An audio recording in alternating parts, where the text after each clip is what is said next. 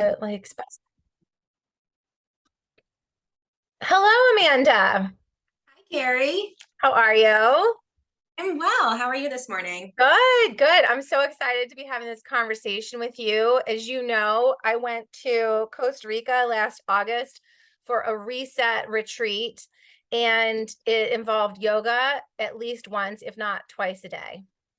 So, That's yeah, completely. It also for me was it was funny. I didn't we called it a reset vacation and I didn't understand the definition of reset. So I went with one intention and my friend came with another one. But for both of us, it was really easy to like give up alcohol for the week, get a lot of sleep every night. We listened to great podcasts and music the whole time, but yoga was just interwoven the whole time. And then obviously like zip lining adventures and surf lessons and crazy, crazy fun stuff too. But um it is kind of amazing. So I want to, talk to you today about yoga therapy, but it's kind of amazing how yoga can actually be, I don't mean to use like a woo-woo term, but it's like a portal mm, into like expansion of awareness, of physical exploration, but emotional and spiritual exploration too, I think. So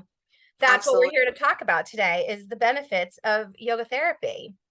Yes, and I am so excited to be able to be here and talk to you and hear about your reset in Costa Rica. I use that word so much, actually, even in my yoga classes. Oh, nice. I talk about it as being like a lot of the poses, but even more so than the asana, the physical poses, the breath work, the mindfulness, the meditation, Mm. as being reset for your central nervous system.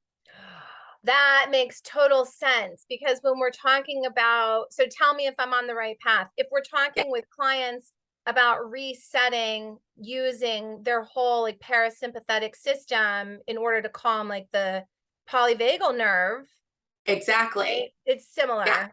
Okay, so Yes. resetting physically.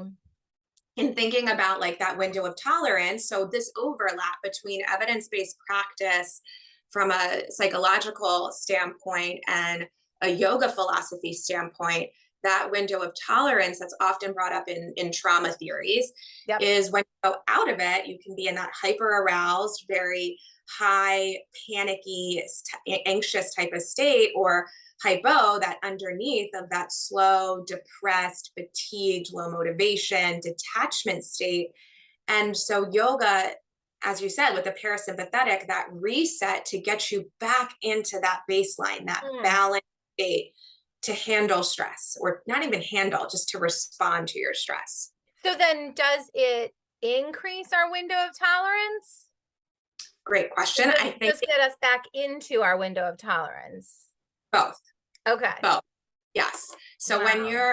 when I speak in my yoga classes, or even with those I work individually with this, sometimes you're using a specific flow, a specific energy kind of flow to get back into your window of tolerance. But then if you want to go out of your comfort zone, as we do in Mhm. certain maybe yoga positions, or noticing something in your body, a state of discomfort, a point of sensation Oh that maybe yeah. doesn't feel so great, Mm. and you breathe through it or surrender to it, you can expand, you use that Wow. word, or that grow, widen your window of time. Mhm.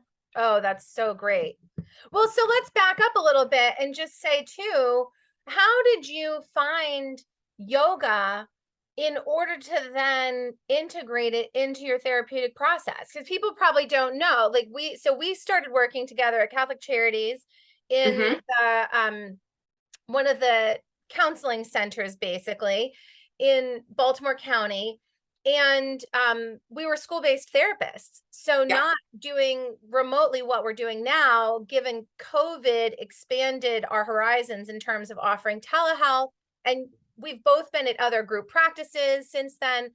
So how did your practice evolve basically to integrate yoga?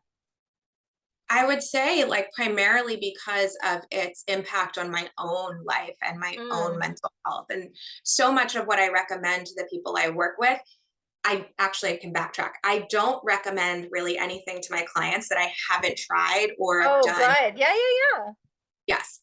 So I started taking yoga classes in college. I was pretty much into going to the gym and exercising. Mm-hmm. And then I started taking their yoga classes there since it was free for students. And I kept up with that about 2 times a week, Oh, um, nice.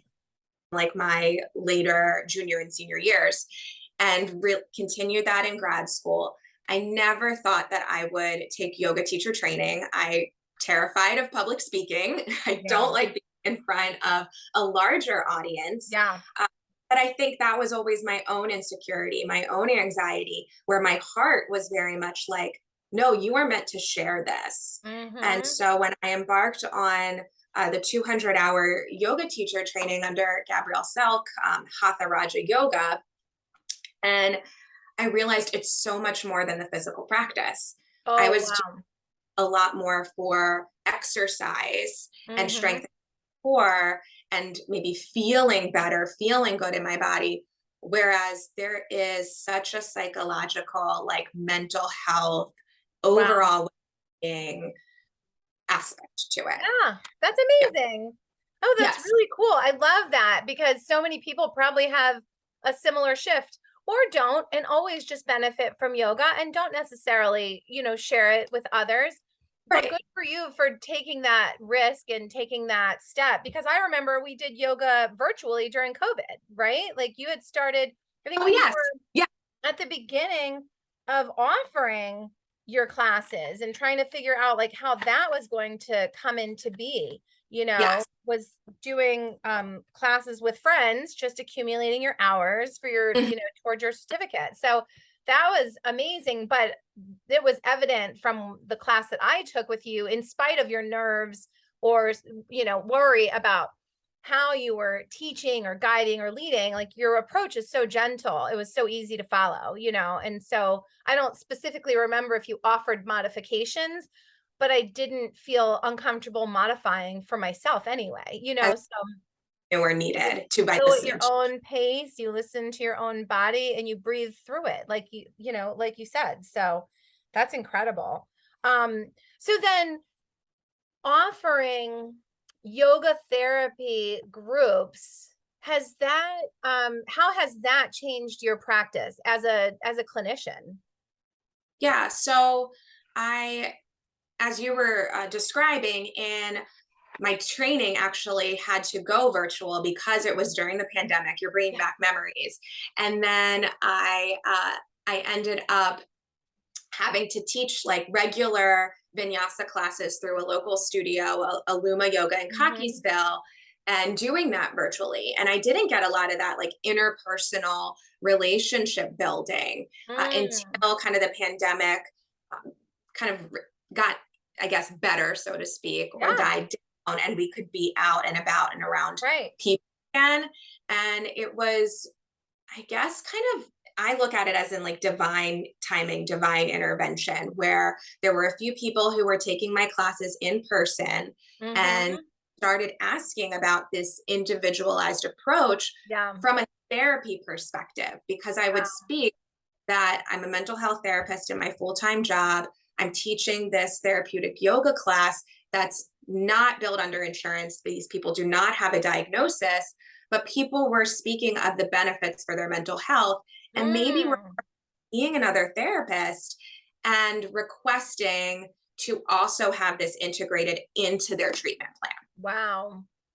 Oh, that's so phenomenal. That's so great. So then how do you determine what would benefit someone given, a diagnosis? I think most people these days in COVID had a horrible impact on anxiety and depression, but generally in private practice, we're going to see a lot of people with generalized anxiety or mild to moderate depression.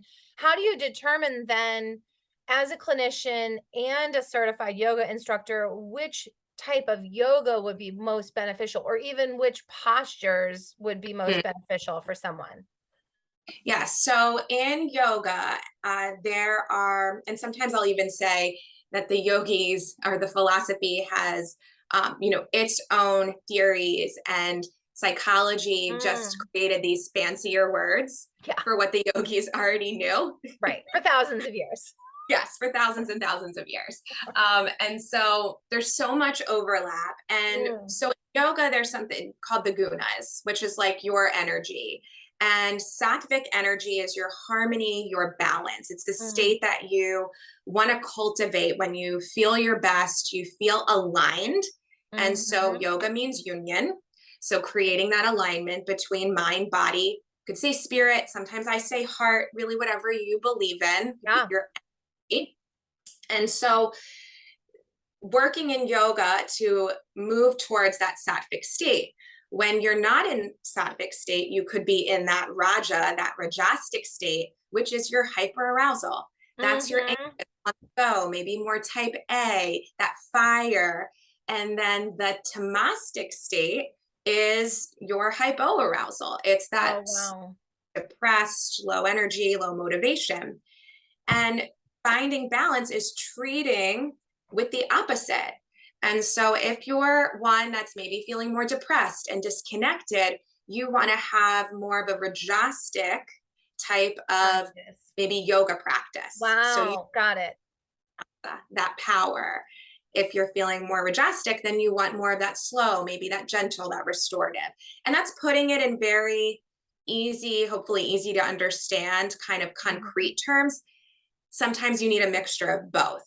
Mm, And so sure. I'm reading the client, I'm talking to them about their symptoms. I'm also asking what their like deepest heart desire is, what they really want to experience out of the practice, where they're feeling pain. Yeah. So it's just interesting ways that the pain points in the body may not be an actual physical ailment or injury. Right. It may be indicative of this is where you're holding stress. This is where you're holding trauma. This is where maybe you are doing too much and you need to kind of slow it down. You need to stretch and open this closed space. Mhm. Well, Yeah. and often, we as humans just feel like we can figure it out and think things through, and we really need a practice that can help turn our thoughts off. And I know a lot of my clients with anxiety struggle with meditating, and so they Mhm. see yoga as a more active meditation. Yes, yeah. Such a good point because my classes and I guess even privately, I talk way more than a typical yoga instructor does because Mm. I'm you back, I'm saying notice your breath. Notice the point of sensation. How Mhm. are you talking to yourself? Where is Yes. your thought going? And by doing that, I'm like that anchor for the students to stay present and to Yes. really to practice slowing down their thoughts or diffusing. So that's like acceptance and commitment therapy, diffusing from their thoughts, getting farther away, separating Mm. from them so they can really connect with their own unique energy that they were born with, that Yeah. essence. And I have to wonder, as you were speaking, I am wondering, because this is what I find in my own practice, the more one focuses on the in and out of our breath, can we actually be caught up in our thoughts? Isn't that the point, is to separate from our thoughts? A thought is a thought is a thought, and give Uh-huh. them less power. But is it possible, like even physically, to concentrate on the breath and then also have monkey brain? Or like, it's just I can't imagine my brain would be able to do both at the same time. And that's why, yeah, I love the focus on the breath.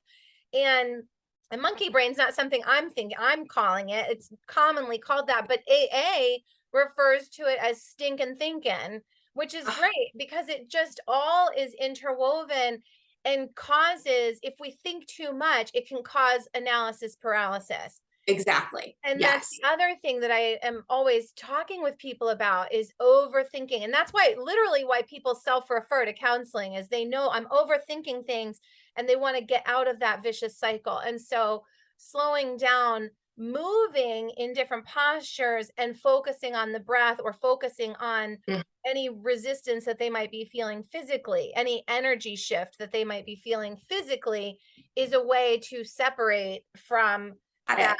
Yeah. stinking thinking that gets us trapped in our brain. So, so trapped and so trapped in talk therapy. Yeah. Because I could spend 50 some minutes with a client going over their analysis paralysis. And sometimes sometimes I like that. I'm like, oh, we're getting somewhere. We're figuring it out. Yeah. Because our brain wants an answer and it Yeah. wants a solution. And yoga is saying we want to enhance our tolerance or find comfort in the discomfort of unknowns, Hmm. that there maybe is no one right answer. Like Exactly. the less that you know, actually, the better. And to surrender to Oh, that. that's so hard. Oh, I'm so glad you used that word surrender. Yeah, I have a friend that's the word that keeps like coming up for them because we're reading, I think I have it right here. Together, my friend and I are reading Richard Rohr's recent book, Breathing Oh, Underwater. And so read it's that. just beautiful because it's about spirituality and the 12 steps. And so every chapter starts with a step and then also like three scripture passages that he connected because he's a Franciscan. So that he connected to that particular step. And so not just working through the steps, but just kind of working through our awareness of the steps in our lives. And of course, Mhm. the process of surrender is so like pivotal to that. So Yes. AA and Al-Anon, I think, have given us a wealth of resources. And it is that need to like just kind of fixate our thoughts on things, but also when a loved one is suffering, we want to do for them. And so Mm-hmm. yoga gives us that ability to do and to move and then to settle into the just being.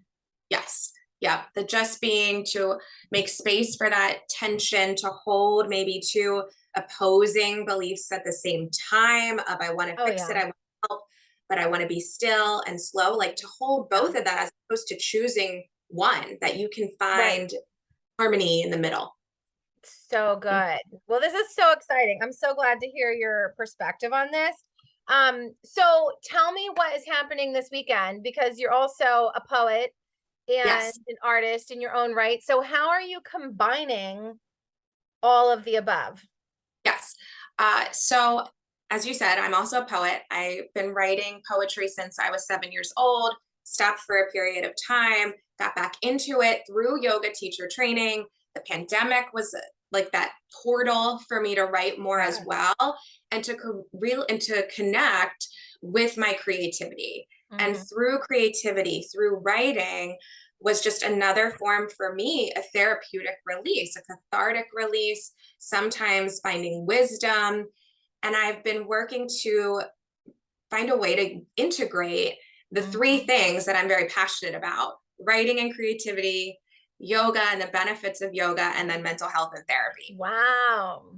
And it's coming together. It really is. And It I is. feel that we are so eclectic as human beings that Hmm. there is more than one way to heal. And that healing can come through these vessels, through these things, all three ways, or finding really Hmm. what your unique artistic expression is, that we all have Yes. a. So this weekend, through Aluma Yoga, where I teach therapeutic group yoga on Tuesdays at 6 and Thursdays at 7:15, there is a workshop where I'm co-facilitating a workshop with another poet, Shelby Cardon. She is a teacher. She also went to James Madison University, where I went to grad school. We didn't know each other, Oh, that's and so we funny. we met through the poetry community. So we've put together a really powerful workshop on connecting with your creativity and intuition through writing and expression, and then also with therapeutic group yoga. Hmm. And so that's this Saturday, 5 to 7 at Aluma Okay. Yoga, Mount Washington. Oh, that's so exciting. That's so great. So, in general, is there anything? So, that's 2 hours. And then you and I have started to develop retreats and the idea of people coming together to do more creative outlets and yoga as well and combining and really I think we're both on the same page with like calling it a reset, like just whenever we need a reset we can offer it, to the community because burnout is just so pervasive, even even in this like teleworking new work environment that people have so much in their jobs, having the flexibility to telework even part-time. It just, the reality is that the pandemic is under control, for lack of a better phrase. And, Mhm. and people are kind of back to their normal quote unquote lives. And so resetting to, get prepared for the holidays, or resetting after family time and the holidays. Like, this is a very tough time that we're going into. We have less light, less vitamin D in our Mhm. lives. And, we all need some sunshine. And even if we have to just get together to envision the sunshine in our lives, it's just really important to do that, to kind of get through our day-to-day busy lives that we, create for ourselves. So thank you so much for taking the time to talk with me today. And I just want to say too, people obviously can access us through Firefly Counseling Collective. There are 3 of us that have various openings. I think, what's the age that you see? You see children ages what and up? Pretty much right now, the youngest I see is 7. And Okay. yep. Yeah, so basically like 7 and up in the lifespan can be served through Firefly Counseling Collective. And people can find us through our website, fireflycounselingcollective.com, or send us an email to hello@fireflycounselingcollective and .com. And between the 3 of us, Sarah, myself, and you, Amanda, we can Mhm. accommodate people and provide a wide range of services. So it's so exciting to have you as part of Firefly. And I love supporting Aluma as well, because they have amazing yoga offerings. So I can't wait to see what we keep doing in the future. Me too. It is such an honor. We had talked about this, oh my gosh, 2 years ago, and I just feel it worked itself out in the Yeah. path it was meant to be. So Yes. it's Yes. You working are with correct. It's so awesome. It's amazing to, see how we can really ask the universe to help us. And certain things are said no to, like, no, like, tamper your dreams just a little bit, but make it more realistic. And like, but it's all evolving, and all, I feel like individually we're coming more deeply into our own practices and evolving as clinicians, but as a collective as well, that we're able to empower and support each other in our individual but also our group dreams. And it's just very exciting to be part of. 100%. Yeah, so Agree. don't hang up. I'm just going to stop the recording, and hopefully people will like and subscribe, and we'll do this again soon. So much fun. Okay, let me hit the record button.